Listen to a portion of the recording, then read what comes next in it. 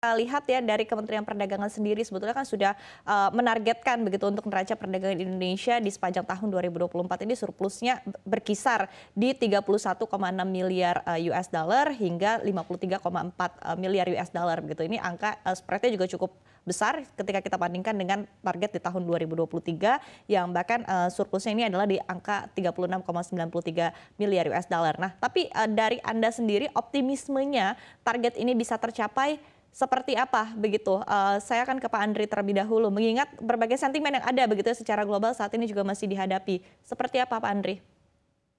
Iya, kalau tadi Mbak Iva mengatakan target dari Kementerian Perdagangan spread-nya jauh lebih tinggi, ini memang juga memperkirakan bahwa Kementerian Perdagangan pun sebetulnya tidak cukup optimis begitu dengan surplus di tahun 2024 dibandingkan dengan tahun 2023. Kita juga melihat bahwa sudah memasuki Januari 2024 sendiri, memang permintaan dari beberapa komoditas unggulan asal Indonesia, kita sebutkan seperti batu bara, besi dan baja, dan juga CPO begitu ya, ini mengalami penurunan.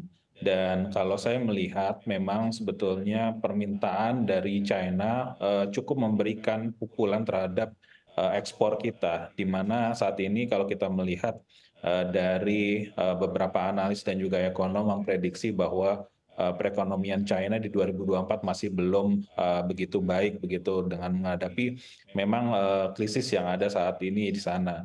Juga kita perlu mengantisipasi dengan beberapa permintaan yang kemungkinan menurun dari beberapa negara lain seperti Jepang yang saat ini juga mengalami resesi. Dan ini juga akan memberikan tekanan terhadap salah satunya produk-produk hilirisasi asal Indonesia, terutama untuk produk turunan dari nikel yang memang sebetulnya saat ini sudah ada peningkatan untuk ekspor, tetapi ketika penurunan dari permintaan itu hadir begitu ya, penurunan dari produk-produk hilirisasi seperti nikel ini juga menurun. Terlebih juga kita tahu bahwa permintaan dari produk seperti stainless steel dari China sendiri juga mengalami penurunan yang sama. Jadi kita bisa melihat bahwa kalau memang perekonomian dari China masih belum cukup stabil, terutama kalau misalnya kita tidak tahu ya ke depan, tadi sudah disampaikan juga oleh Pak Danang bahwa adanya geopolitik ini, dinamika dari geopolitik ini juga memberikan tekanan yang cukup masif terhadap kinerja perdagangan kita.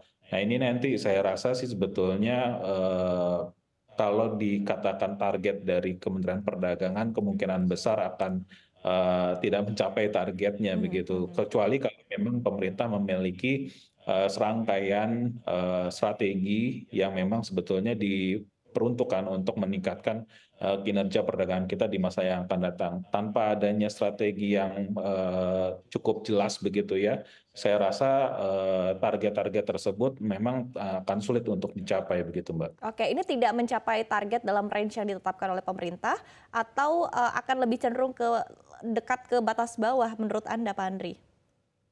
Saya rasa sih sebetulnya kemungkinan besar akan ada indikasi defisit begitu, defisit neraca Mhm, perdagangan. mhm. Meskipun kalau kita melihat memang defisit yang kita inginkan adalah impor itu dipenuhi dari impor barang modal dan juga bahan baku, karena kita melihat dari impor barang modal sendiri sudah ada peningkatan. Ini juga menggambarkan sebetulnya kinerja industri kita sudah mulai bergerak begitu ya, dengan adanya ekspansi industri itu juga digambarkan oleh peningkatan dari impor barang modal dan juga mengikuti juga dengan impor bahan baku. Yang kita tidak inginkan adalah defisit ini justru didorong oleh impor dari barang konsumsi. Nah, ini yang menurut saya menjadi sesuatu hal yang tidak cukup baik, manakala defisit nanti justru digambarkan dengan peningkatan impor dari barang konsumsi. Jadi selamanya saya rasa surplus itu tidak selamanya juga digambarkan baik Iya, begitu ya, Mbak Iva, iya, karena kalau surplus itu baik karena peningkatan harga komoditas, menurut saya bukan sesuatu yang produktif bagi iya. kinerja perdagangan kita begitu. Oke, baik. Dari Pak Danang sendiri seperti apa? Apakah Anda punya pendapat lain atau kurang lebih juga sama begitu seperti tone yang tadi disampaikan oleh Pak Andri? Ya, konsepnya adalah saya sangat setuju dengan statement terakhir dari Mas Hendru tadi bahwa surplus itu tidak Ya. selalu Mhm. baik ya, Ya, tidak selalu betul. positif, tapi secara angka memang terlihat baik gitu. Tetapi secara economic growth atau kesejahteraan masyarakat di bawah itu tidak begitu. Kita juga harus memikirkan bagaimana menggeser dari kebanyakan barang-barang komoditas yang kita ekspor sehingga meningkatkan surplus neraca perdagangan kita, harus kita geser menjadi barang-barang manufacture, barang-barang dari industri olahan karena nilai tambahnya kepada pekerja, kepada ekonomi lokal itu lebih tinggi. Jadi pemerintah dalam rangka mengejar target 31,6 miliar US dollar itu mesti menggeser pemikiran atau strategi pertumbuhan ekonomi dari produk-produk manufacture. Artinya pemerintah mesti meluangkan atau membuat suatu kebijakan yang mempermudah industri manufacture untuk tumbuh.